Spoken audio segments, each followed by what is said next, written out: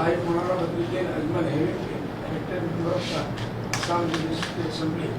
do swear in the name of Allah Subhanahu wa Ta'ala that I will bear true faith and allegiance to the Constitution of India as by law established, that I will uphold the sovereignty and integrity of India, and that I will faithfully discharge the duty upon which I am about to enter.